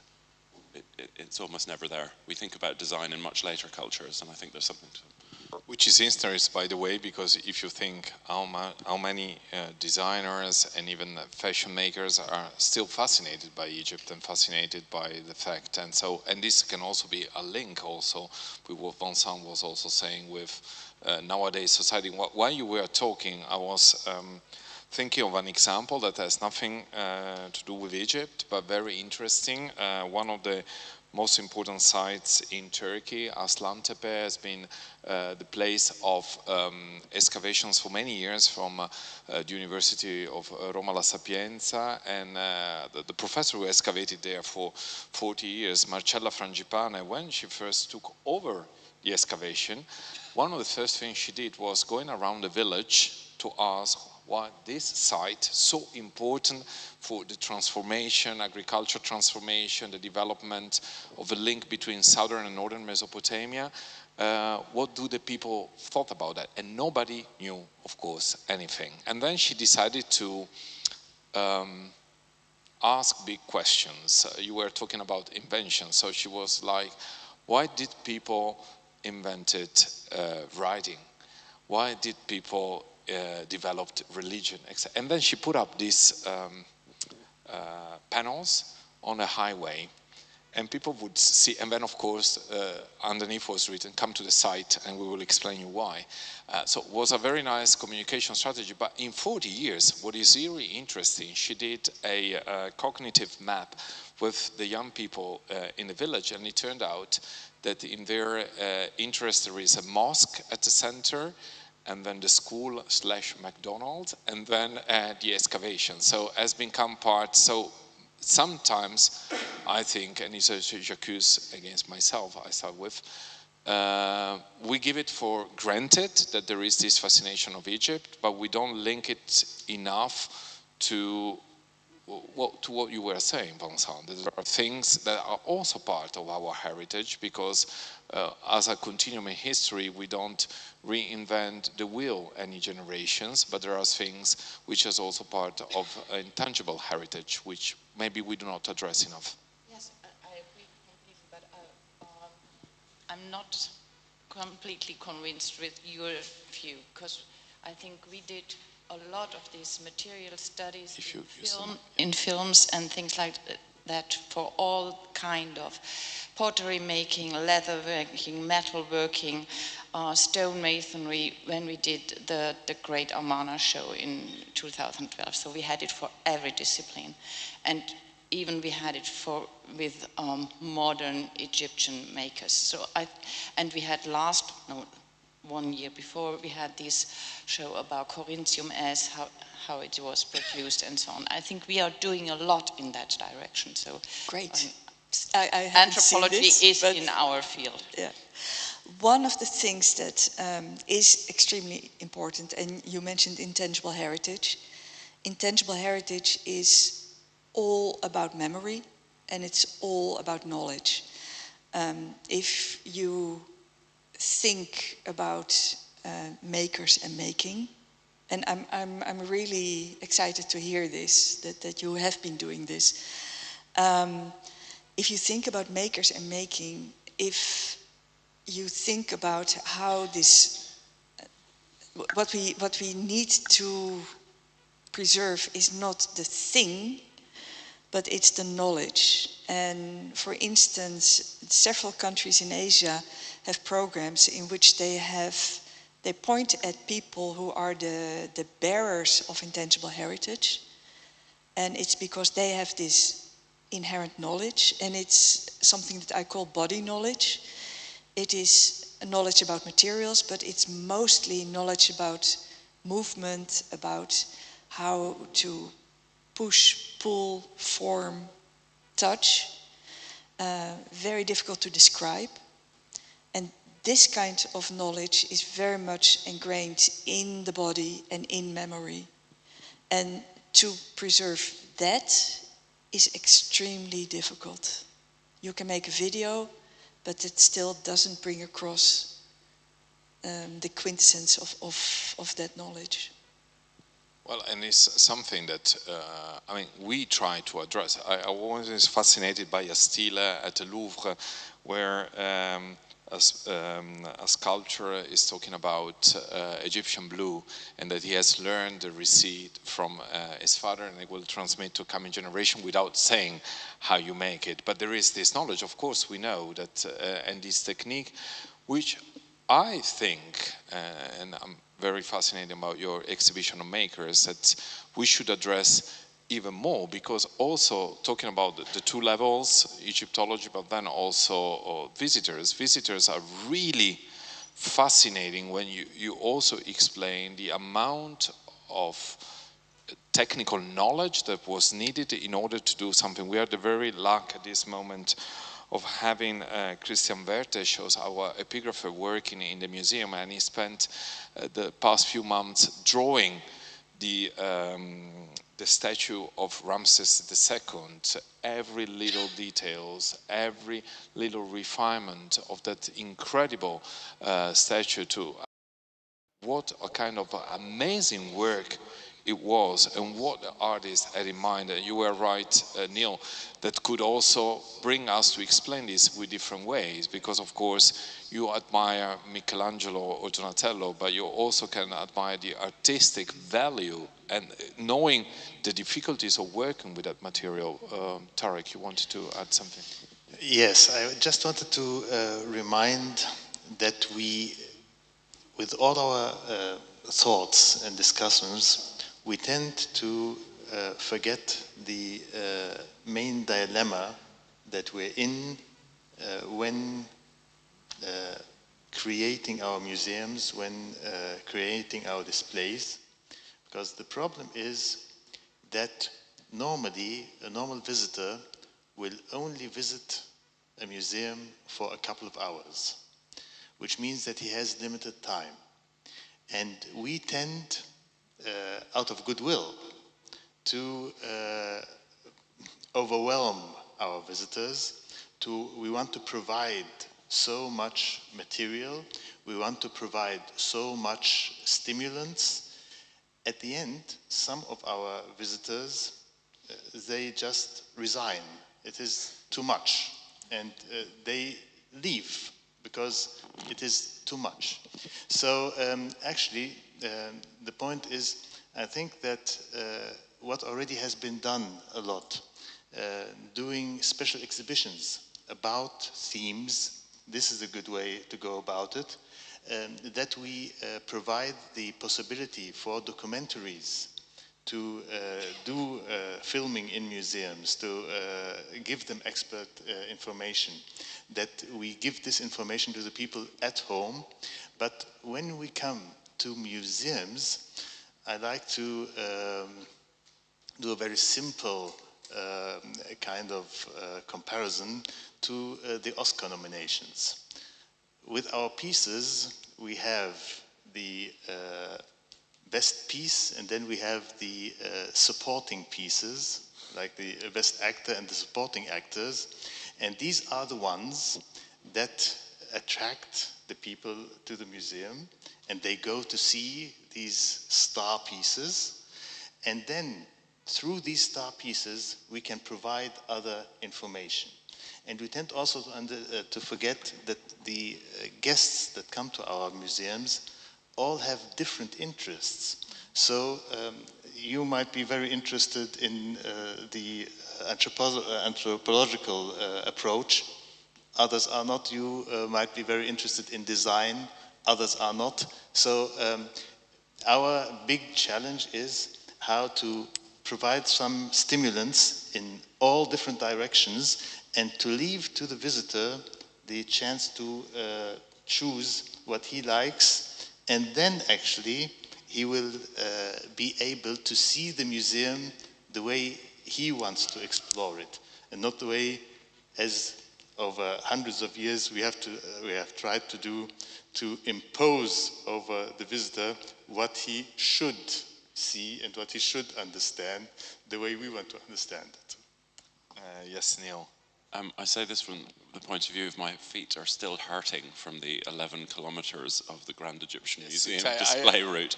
But what was really fascinating about that is thinking how new stars can be made in museums. I mean, actually, at the Louvre, La Joconde was not famous for a very long time.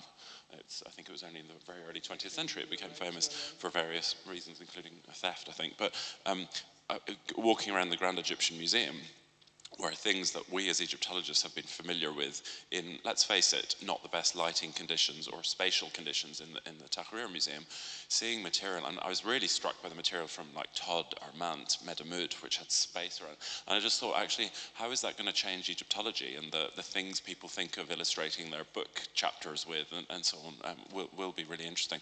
But the other thing I wanted to say is that in terms of our public, we must remember, and maybe this is just a concern in Britain, where we have many buildings with neoclassical facades, museums are not welcoming spaces for large parts of our communities.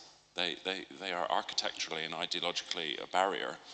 There are people who are very comfortable in them, and we're used to dealing with them, but I think we need to recognize that there are people who don't feel comfortable coming into our kinds of buildings. So how do we make our buildings better? But also, how do we take our collections into other spaces? We're used to lending amongst ourselves, but what are the opportunities to bring objects into other kinds of spaces? And that, I think, speaks back to what I was saying, relinquishing some control. Yes, and it was nice. You're right, Neal, to hear from the former director of the GEM that our museums are being too big and we're offering too very. But you're right, because even in a much smaller scale, when I go and look at the visitors who finally arrived to the Greco-Roman galleries in this museum, they are completely exhausted, and the only thing they are looking at is the exit.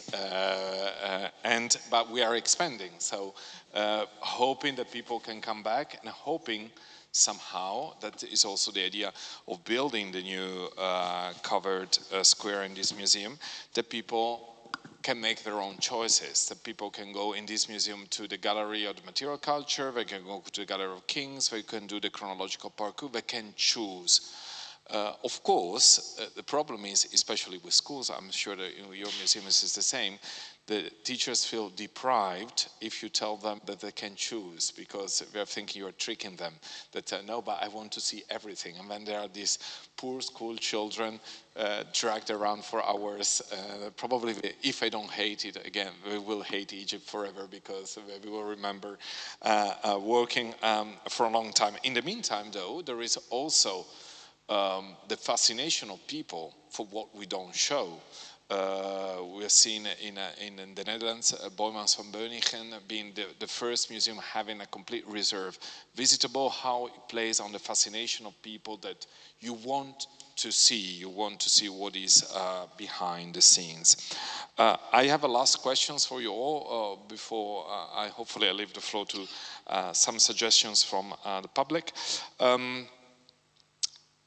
The future. We have talked about categories that were being used. We heard about the categories of Champollion, new categories that can now be made. So coming from very classical questions to move more towards thematic displays, whatever it might means, or adhere to a chronological display. Well, the Louvre has the two of them working at the same time, so maybe you can tell us how it works and how you would like to develop. And this is the first part of the question. The second part of the question is a kind of a provocation.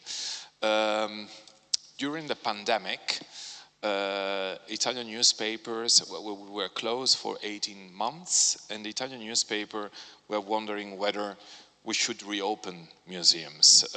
Was it worth to reopen museums because people from abroad were not traveling? Well, during the pandemic, Alessia had the most beautiful visit of the Vatican Museum because I was with very little visitors. I mean, the way we experienced museum at that moment is somehow much better than how we do now, but we all know we have to survive, we need visitors, etc. Actually, what those Cassandras were saying at that time, that the future museum was done, has proven absolutely the contrary. 2023 was the year where the museums were most visited in the world. The Louvre has now to contain the number of visitors in a much smaller scale, but we have it to do also in the weekend because the number of complaints that we get to people that are not able to visit. So it's a very provocative, of course. Do you think the museums have a future? But first, thematic or chronological display? And what is your experience having both? The answer is yes. Well, we do hope, otherwise we don't have a job to start with. The answer is yes, and I don't want to be too paradoxal in my answer. Just starting with the point you say that we have a thematic visit on the first ground and on the ground and the first floor with a chronological visit. It's right. That was the will of Jean-Louis de Senneval. He wanted this for the reopening in the frame of the Grand Louvre at that time. And I do think that people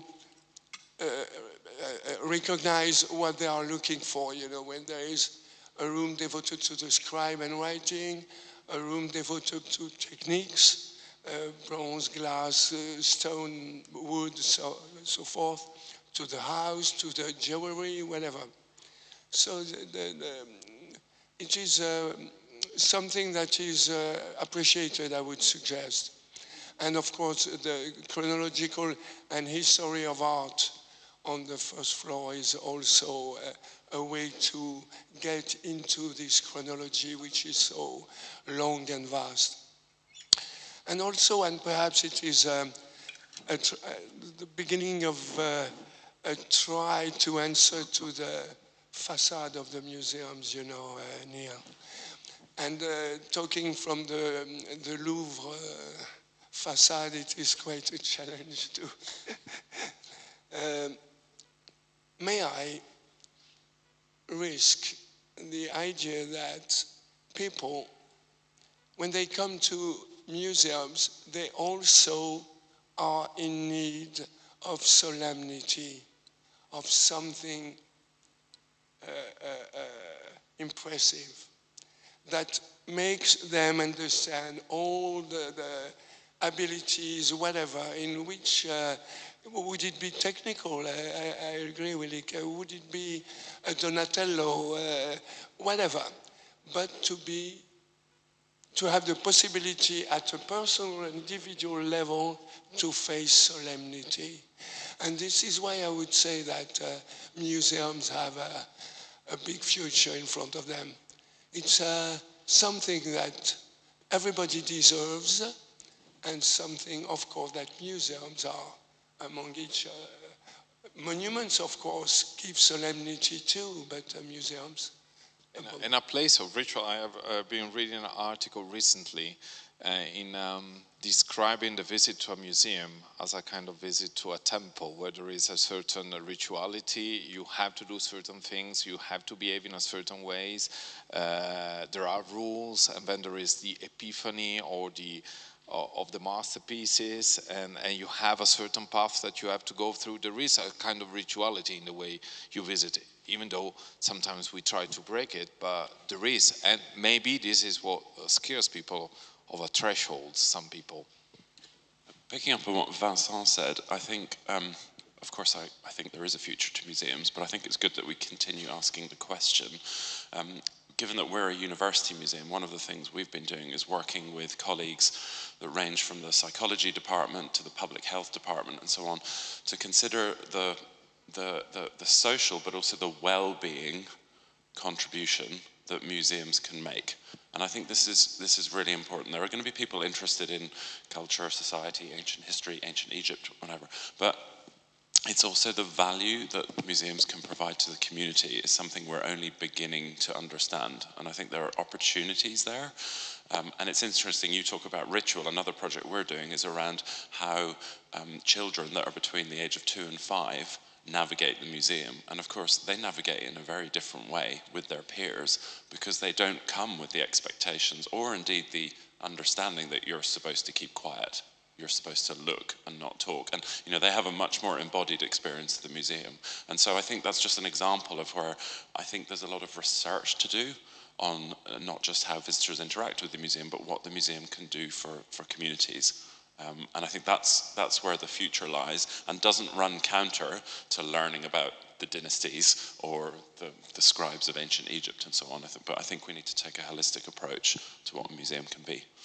Yes, and maybe, and that was the problem when this provocative question was written in Italian newspapers, was to cut the link between tourism and museums, which somehow has been done in Italy. Well, not done, but there are a few steps. For instance, we used to have the Ministry of Cultural Heritage and Tourism. Now tourism is a different ministry, and we have a Ministry of Culture, in which is a small step by saying culture is for everybody and has its own rule, and it works within society. And then tourism can be an added value, but we are not having museums only for tourists. Just to a small memory, I took my granddaughter to the Egyptian Museum. It was discussed for quite a while. She is 3 years old. We arrived in the crypt with the Sphinx, and I started to engage with her in the discussion. She was so frightened that we had to leave.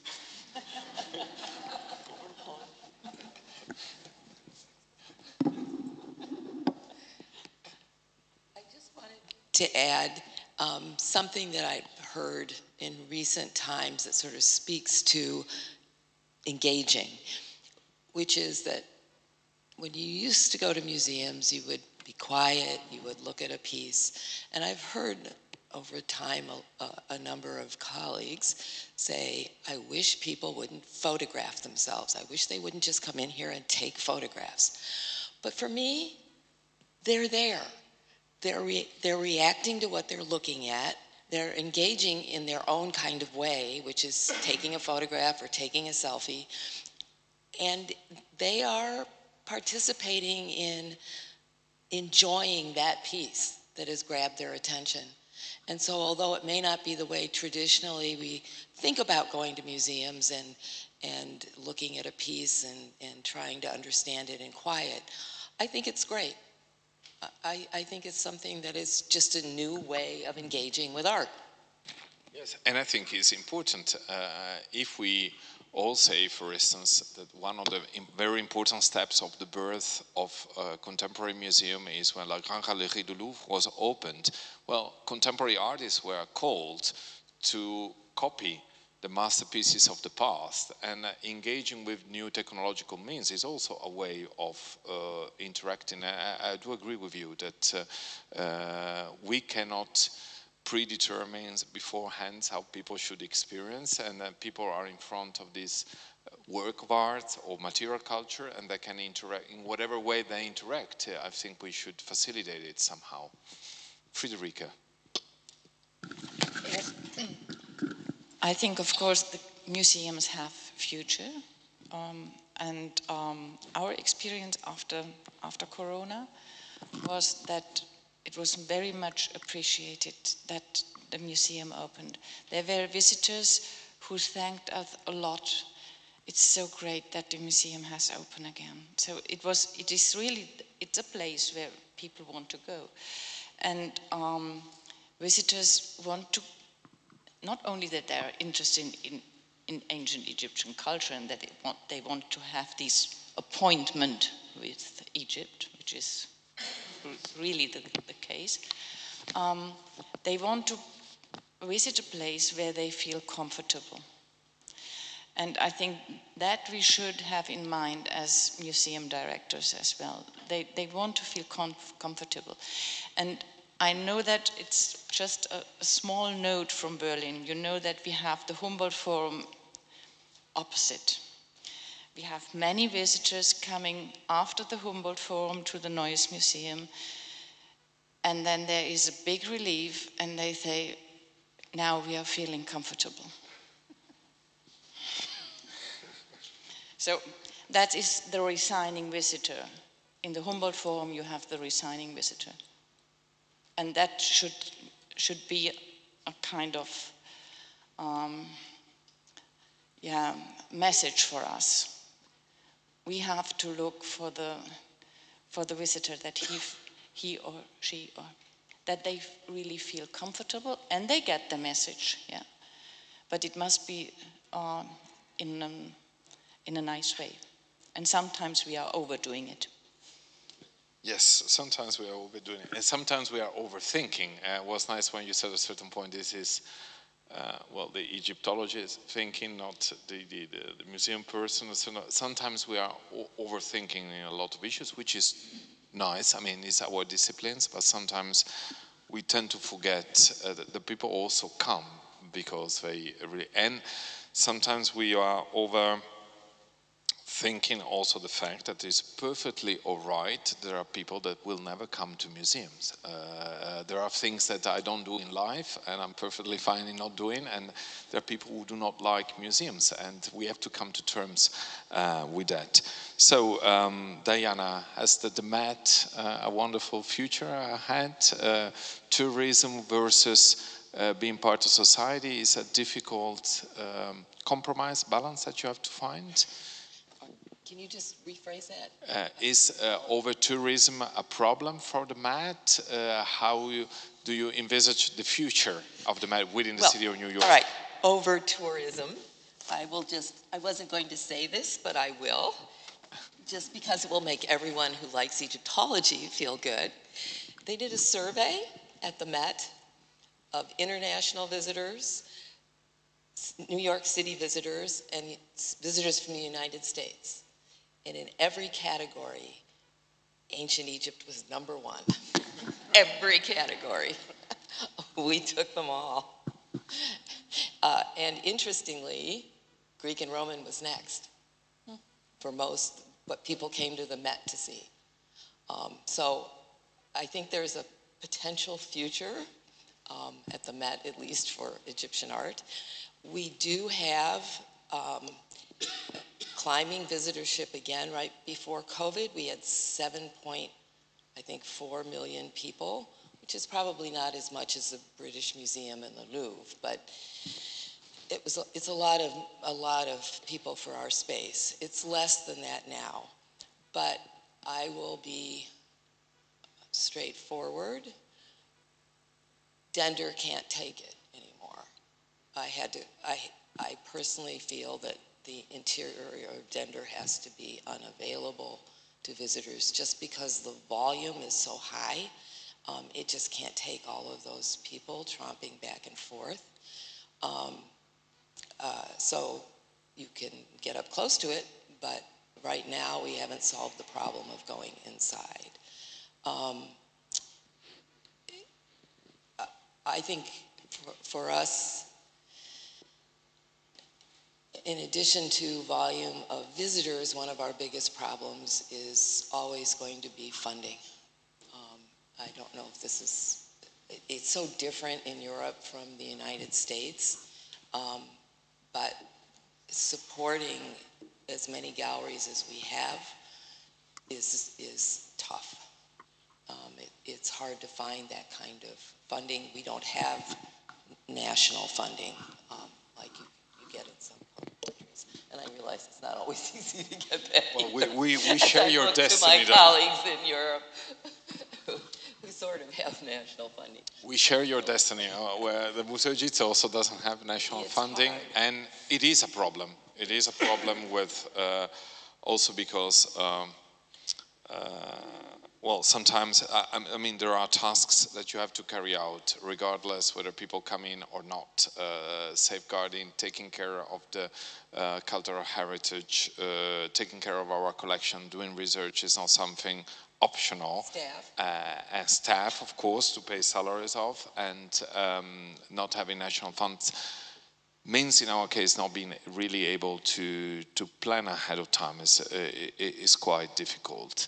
So now we end with two university professors, one former museum director. Do the museum have a future? And addressing also what Diana was saying about over-tourism and accessibility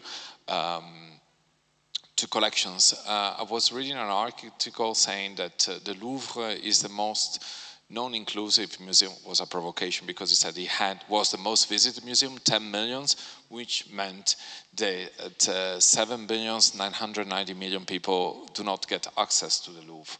How are we facing the fact that people are asking more and more accessibility to cultural heritage, but there are limits given to our buildings, given to the capacity that we have, also to the safety of the collections? And you ask me. Okay. Yes, sure. Museums have a huge future because they are part of the memory. They are also part of the memory of people who went to the museum.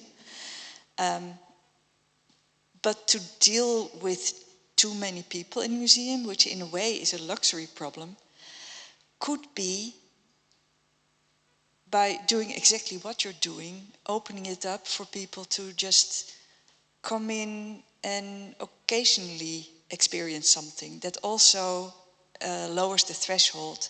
The fact that you're opening up Elysia temple for people to just wander in and see not only the temple, which of course you also make available to the general, but here it's new.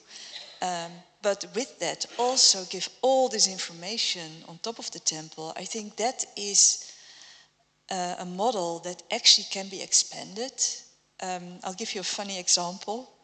When I was a student in Amsterdam, I had a free ticket, free entry to Artis Zoo with my student card. And I would just wander in and go and sit with one animal for half an hour, and then I would continue my walk home. And that idea that you have a way to just wander in, enjoy one object and wander out again, I think that will lower the threshold for the people of Turin, who really feel that this is their museum. If you have to make a reservation, it doesn't work, because then you think, oh, I should stay at least 2 hours because I have this reservation. But the idea to just wander in and enjoy one thing, either whether it is freely available or whether it's just something that is your favorite king, your favorite basket, in my case, I think is something that at the same time lowers the threshold, but also keeps the museum extremely accessible. Thank you. Tarek, Egypt is going through a major transformation of the museum landscape, not only in Cairo, but also with all the regional museums. I haven't been able yet, I'm really looking forward to see the galleries of the Grand Egyptian Museum. The Namak is thriving with visitors and it's amazing display. Of course, the mother of all museums, as Friederike described, the Tahrir Museum is there with all the treasures. And the landscape in Egypt has changed a lot, very positively so. I remember 20, 25 years ago, you wouldn't see so many Egyptian family in the museum. Like when you go now to the Namak, it's really a part. It's wonderful to see how the Namak has succeeded in creating, in becoming the museum the community feels as such. So, is there a museum for Egyptians museum in Egypt? And what is the problem of over-tourism? Because Egypt has an issue with that as well. Well, I am a member of the High Commission of Museum Scenarios in Egypt at the Ministry of Tourism and Antiquities. And the interesting thing is that there are again and again requests to make even more museums. So is there a future for museums? There most certainly is. Is there a demand? There still is a demand. Are all these museums in Egypt, the Grand Egyptian Museum, the Nemek, which is also quite grand, the Tahrir Museum, which used to be seen as a storage facility because it has so many pieces, all of these museums still are being, and simultaneously are being, visited very well. The change that you have addressed and which we see in a very positive way is that after the Arab Spring in 2011, the number of Egyptians visiting the museums has increased substantially. Personally, I think one of the reasons was that the Egyptians took pride that during this Arab Spring in Cairo, an Egyptian human line of people protected the Tahrir Museum.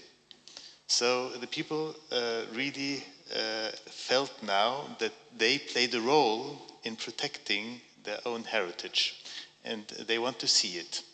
Of course, it has something to do also with national pride, but in general, this is a very positive change that happened in Egyptian society.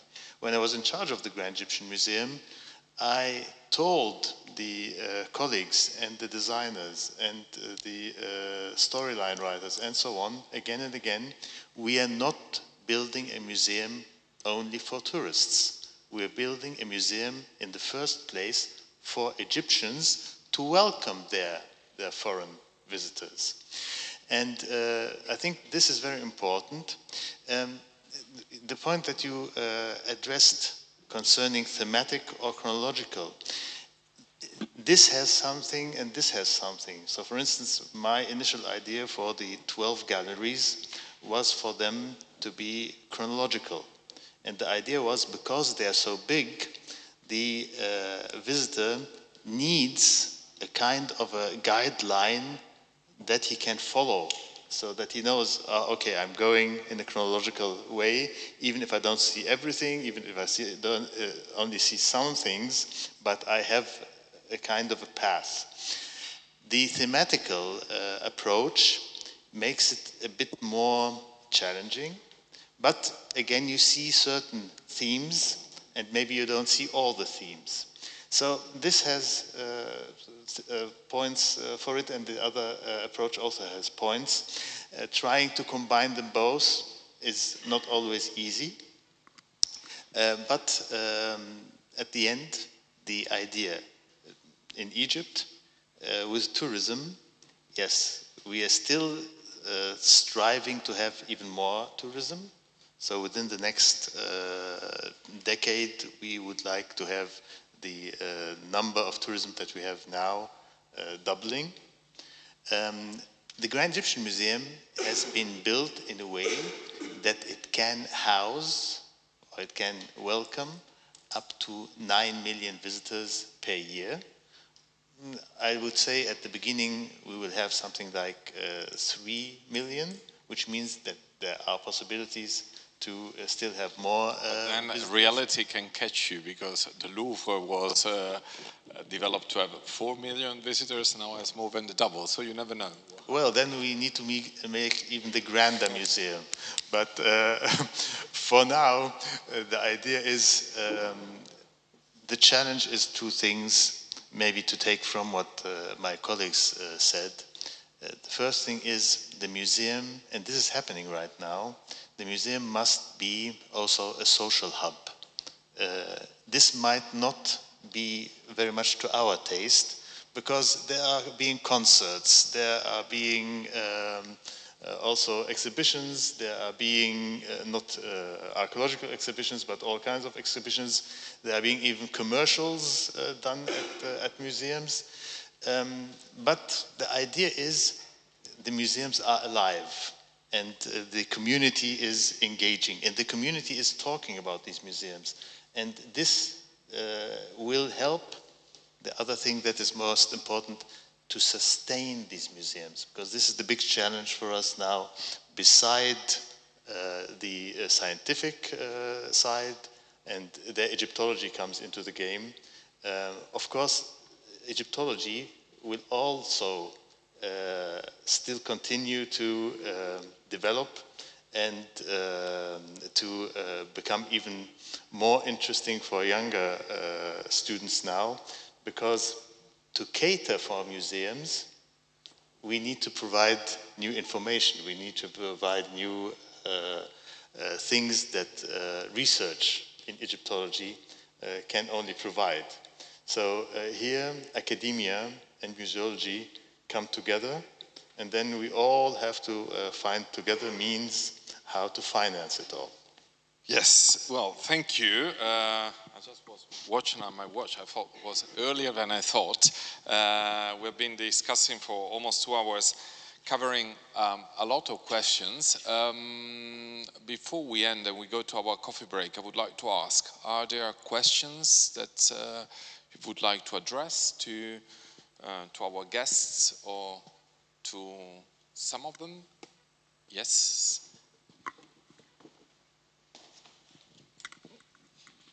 Thank you very much. I have a question. Well, first of all, an observation. It seems to me that now that some of the barriers have fallen, museums can do all sorts of things that until a few decades ago were not possible. So all these new projects, all these new opportunities to welcome different people that have different expectations. I think the problem may be now how to keep all these things together, rather than, because there are so many new things that can be done in the museum, and just the fact that you break the barrier of having one single chronological path, for instance. So that's an observation. But then a question.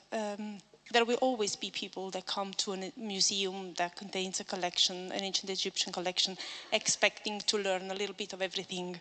So that has to be respected, of course. But if you go on the other extreme, so we were talking about the impossible museum, how to build a museum that connects everything. Maybe the key is to focus on what is missing in every single museum. Because we started by saying that every collection is a partial collection.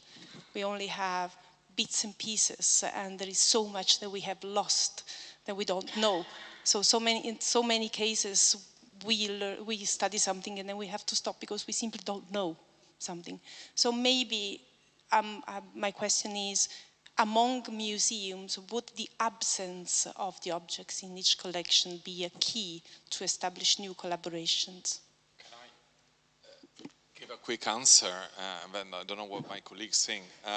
I have to think, to start with, I feel very addressed to that, because I should start deconstructing a narrative that we have been having here for many years, like that we are the most important Egyptian collections outside of Egypt. So it would be so nice to say that we are an Egyptian collections, and that if you want to see Amarna pieces, you better go to Cairo or to Berlin, to what matter, that we don't have them.